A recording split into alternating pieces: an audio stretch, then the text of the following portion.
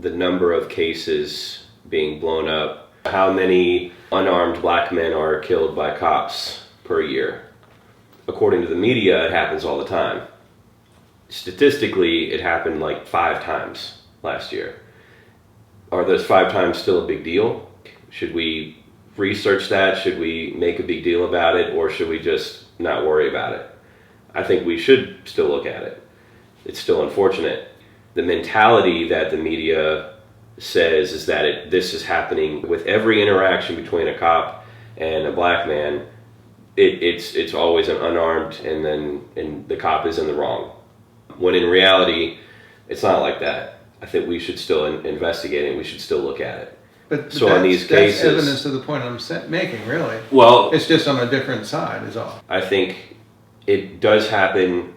So it is rare because it's less than 1%. Because I mean, the trans population is less than 1% of the country. So I'm not saying what you said is false. I'm saying you're making the same point for a different. I think we're in agreement, but I'll go one step further though. I think that in those cases, let's say it is in your town, it is in your high school, and your daughter is on the track team, and now you have a biological male, and then just obliterates all, it sets records and everything, and is that, it's only one high school in one town, it happens to one kid, but it happens to be your daughter, it would be a much bigger deal than hearing about it on the news. I will take a stance firmly in saying that I don't think that it should be allowed. I think you should fight for your rights, but as soon as it infringes on other people's rights is when it becomes a problem. So a biological male using the female's bathroom or in a locker room in a school, I sympathize and I understand what this person may be going through with not really being comfortable in their body, not really knowing the uncertainty, the alienation that they may feel, but at the same time, it's infringing on other people's rights. But I think all those cases, you're validating what I'm saying.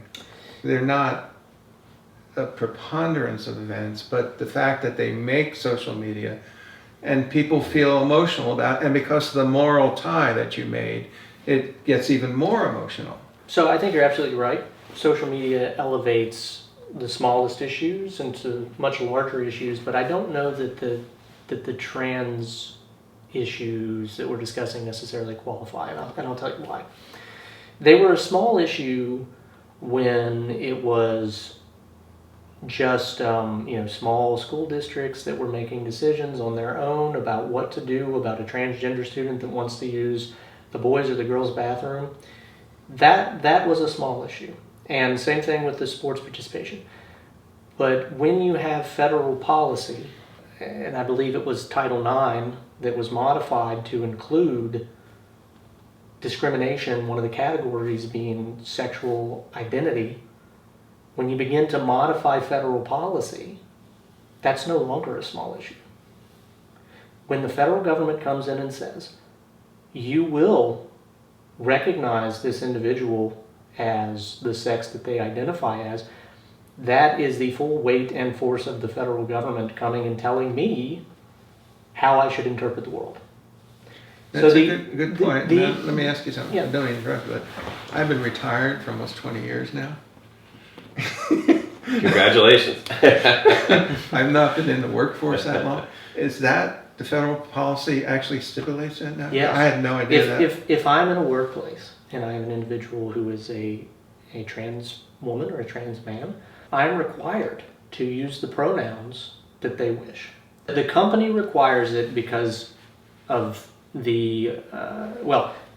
largely because of their own corporate interests. That's part of it, but then also because of the politics of it, the weight of the federal government saying this, they modified Title IX to prevent discrimination against, originally that was put in place to prevent discrimination against females, especially in like sports, right? But now they've modified it to include sexual orientation and gender identity. So you can run afoul of the law if you allow that sort of discrimination. So companies are looking at that and they're saying, you're a liability. If my view of the world is the view that everyone had until about 5 minutes ago, I am all of a sudden, an apostate, right? I have to say what they want me to say, or I'm in trouble. And so that's what it goes down to. These, what you're saying is a small issue.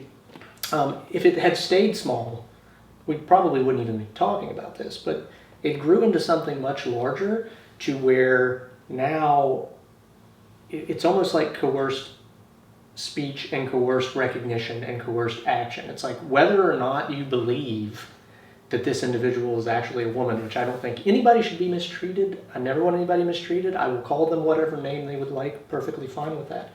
But if I don't outwardly show support by using the pronouns that they want, etc., now I can be penalized for that, right?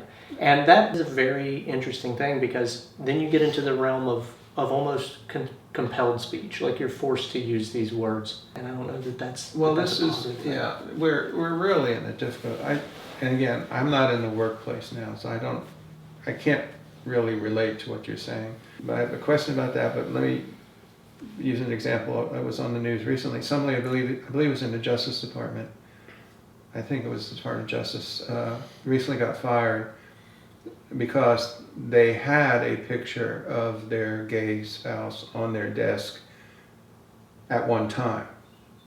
And the current administrator or chief head of the department now became aware of it and fired an individual. At least this is what's been reported in the news. This is what. So I don't know. I don't dig into this stuff to understand the details. It's using that as a soundbite. That's one extreme.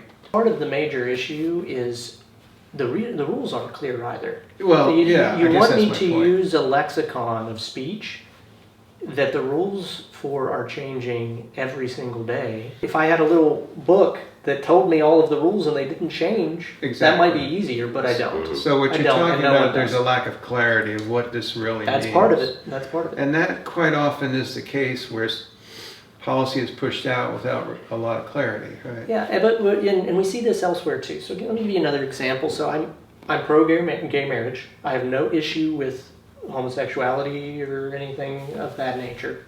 I wasn't always that way, but I came to those beliefs over time. But what I don't agree with is what we had with the cake baking issue, right? Because this is the same exact sort of overreach. Mm-hmm. In which you had the gay couple that went to the baker and said, we want you to bake Right. our wedding cake. And he said, I can't do that. He said, I'll give you the cake and you can decorate it yourself. I won't decorate it. Right. And they said, no, you're going to decorate it. So they took him to court over that because they felt it was discrimination. But that was a free speech issue.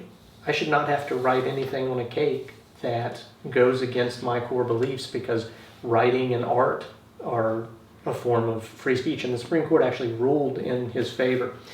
But that's the same sort of expectation that we can compel you to accept our social dictates.